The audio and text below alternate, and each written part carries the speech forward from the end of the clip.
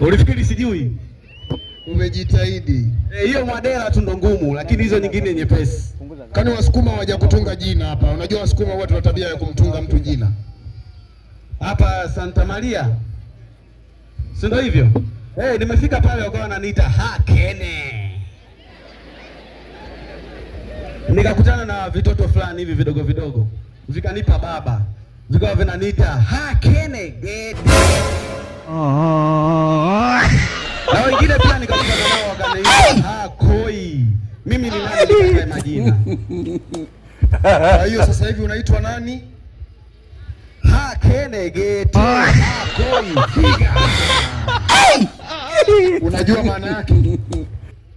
Ni majina tu kama wanavyojiita wao, Shija, Doi. Ngoja nikufundishe maana yake.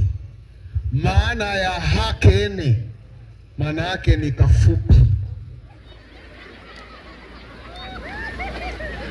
Maana ya Gete, maana yake kana tumbo kubwa.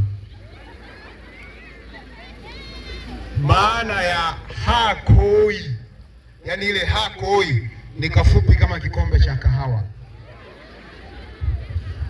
Jamani watu wa Santa Maria, msiseme hivyo.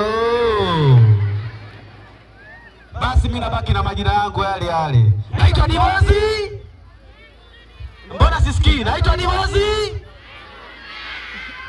Umesikia Hizo Hakene wabaki nazo wenyewe. Usisahau kusubscribe, like, share na kucomment. Mahenya Media Tanzania.